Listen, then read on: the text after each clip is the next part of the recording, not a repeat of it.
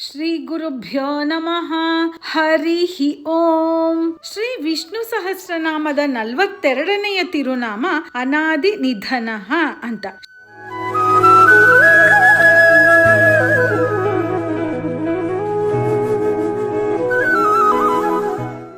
ಶ್ರೀಕೃಷ್ಣ ಹೇಗೆ ಅವತಾರ ಮಾಡಿದ, ಹೇಗೆ ಹುಟ್ಟಿದ ಅಂತ ಪ್ರಭವಃ ಅನ್ನುವ ವಿವರಣೆಯಲ್ಲಿ ಈಗಾಗಲೇ ತಿಳಿದುಕೊಂಡಿದ್ದೇವೆ. ಅದ್ಭುತವಾದ ಬಾಲಕನಾಗಿ ಹುಟ್ಟಿದ್ದ ಶ್ರೀಕೃಷ್ಣ. ಅವನ ವಕ್ಷಸ್ಥಳದಲ್ಲಿ ಶ್ರೀಲಕ್ಷ್ಮಿಯೂ ಇರ್ತಾಳೆ.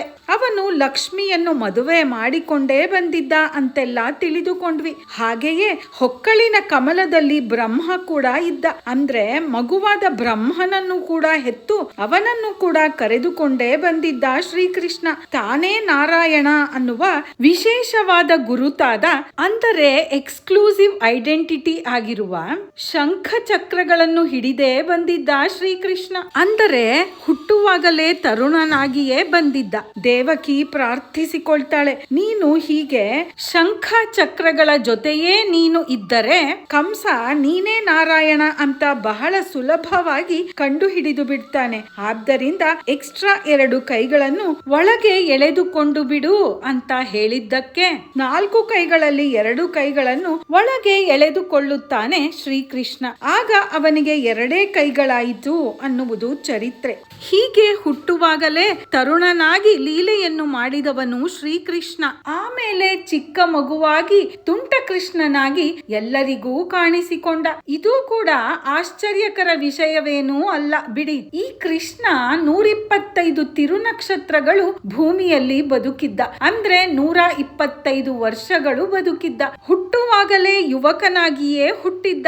125 ವರ್ಷಗಳು ತರುಣನಾಗಿಯೇ ಇದ್ದ. ಕೃಷ್ಣನಿಗೆ ಚರ್ಮ ಮುದುಡಿಕೊಳ್ಳಲೇ ಇಲ್ಲ. ದಾಡಿ, ಮೀಸೆ, ತಲೆಗೂದಲು ಯಾವುದೂ ಬೆಳ್ಳಗಾಗಲೇ ಇಲ್ಲ. ನಮಗೆ ಮಂಡಿ ಸವೆದು ಹೋಗಿ ತುಂಬಾ ನೋವು ಅನ್ನುತ್ತೇವೆ. 40 ವರ್ಷಗಳಾದರೆ ಸಾಕು ಆರ್ಥ್ರೈಟಿಸ್, ಸಂಧಿವಾತ, ಆಸ್ಟಿಯೋ ಆರ್ಥ್ರೈಟಿಸ್, ಅಸ್ಥಿ ಸಂಧಿವಾತ, ಜಾಯಿಂಟ್ ಡಿಜನರೇಷನ್, ಕೀಲುಗಳ ಸವೆತ ಅಂತೆಲ್ಲ ಹೇಳ್ತೇವೆ. ಅವನಿಗೆ ಮಂಡಿ ನೋವು ಬರಲೇ ಇಲ್ಲ. 125 ವರ್ಷ ಕೂಡ ಯುವಕನಾಗಿಯೇ ಇದ್ದ. ಯುವ ಕುಮಾರಃ ಅನ್ನುತ್ತಾರೆ ಅವನನ್ನು. ಯುವಕನ ಹಾಗೆಯೇ ಬದುಕಿದ ಶ್ರೀಕೃಷ್ಣ. ಅವನು ಹುಟ್ಟುವಾಗ ಹೇಗೆ ಇದ್ದನೋ ಬದುಕಿರುವವರೆಗೂ ಹಾಗೆಯೇ ಇದ್ದ ಅನ್ನುವುದೇ ವಿಶೇಷ. 125 ವರ್ಷ ಭೂಮಿಯಲ್ಲಿ ಇದ್ದು ತನ್ನ ಅವತಾರ ಮುಗಿಸಿ ವೈಕುಂಠಕ್ಕೆ ವಾಪಸ್ಸು ಹೋಗುವಾಗ ಕೂಡ ಯುವಕನಾಗಿಯೇ ಇದ್ದ. ಹಾಗಾದ್ರೆ ಅವನು ಯಾವಾಗಲೂ ಬದಲಾವಣೆಯೇ ಇಲ್ಲದ ಹಾಗೆ ಇದ್ದಾನೆ. ಅದಕ್ಕೆ ಅವನಿಗೆ ಅನಾದಿ ನಿಧನಃ ಅಂತ ಹೆಸರು. ಆರಂಭ ಕೊನೆ ಅನ್ನುವುದೇ ಇಲ್ಲದೆ, ಯಾವಾಗಲೂ ಬದಲಾವಣೆಯೇ ಇಲ್ಲದೆ ಒಂದೇ ತರಹದ ದೇಹದಿಂದ ಇದ್ದ.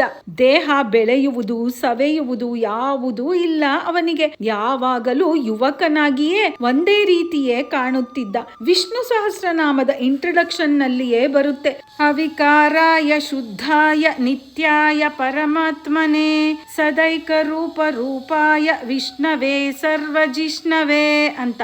ಸದೈಕ ರೂಪ ಅಂದ್ರೆ ಯಾವಾಗಲೂ ಒಂದೇ ರೂಪದಲ್ಲಿ ಇರುವವನು ಆ ವಿಷ್ಣುವೇ ಅಂತ. ಅದಕ್ಕಾಗಿ ಅವನಿಗೆ ಅನಾದಿ ನಿಧನಃ ಅನ್ನುವ ಹೆಸರು ಇದೆ. ಅದಕ್ಕೆ ನಾವು ಕೂಡ ಶ್ರೀಕೃಷ್ಣನನ್ನು ನೆನೆದು ಈ 42ನೆಯ ತಿರುನಾಮವನ್ನು ಅನಾದಿ ನಿಧನಾಯ ನಮಃ ಅಂತ ಹೇಳುತ್ತಾ ಬಂದರೆ ಮನಸ್ಸಿನಲ್ಲಿಯೂ ಸರಿ, ದೇಹದಲ್ಲಿಯೂ ಸರಿ ಯಾವಾಗಲೂ ಯುವಕರಾಗಿಯೇ ಬದುಕಬಹುದು. ಮುಂದಿನದು 43ನೆಯ ತಿರುನಾಮ ಧಾತ ಅಂತ. ಧಾತ ಅಂದರೆ ಬಿತ್ತುವುದು ಅಂತ. ಅದೇನು ಬಿತ್ತುವುದು ಅಂತ ಮುಂದಿನ ಸರಣಿಯಲ್ಲಿ ತಿಳಿದುಕೊಳ್ಳೋಣ. ನಿಮಗೆ ಈ ಕಥೆ ಇಷ್ಟವಾಗಿದ್ರೆ ಲೈಕ್ ಮಾಡಿ, ಶೇರ್ ಮಾಡಿ, ಹಾಗೂ ನಿಮ್ಮ ಅಭಿಪ್ರಾಯವನ್ನು ಕೂಡ ತಿಳಿಸಿ ಕೇಳುಗರೆ. ನೀವಿನ್ನೂ ನಮ್ಮ ಚಾನೆಲ್ ನ ಸಬ್ಸ್ಕ್ರೈಬ್ ಮಾಡ್ಕೊಂಡಿಲ್ಲ ಅಂದ್ರೆ ಸಬ್ಸ್ಕ್ರೈಬ್ ಮಾಡ್ಕೊಂಡು ಬೆಲ್ ಬಟನ್ ಕೂಡ ಒತ್ತಿ. ಆಗ ನಮ್ಮ ಕಥೆಯ ನೋಟಿಫಿಕೇಶನ್ ನಿಮಗೆ ಬರುತ್ತೆ. ಆಗ ನಮ್ಮ ಯಾವುದೇ ವಿಡಿಯೋಗಳು ನಿಮಗೆ ಮಿಸ್ ಆಗೋದೇ ಇಲ್ಲ. ಅನಾದಿ ನಿಧನಾಯ ನಮಃ. ಸರ್ವೇ ಜನಾಃ ಸುಖಿನೋ ಭವಂತು.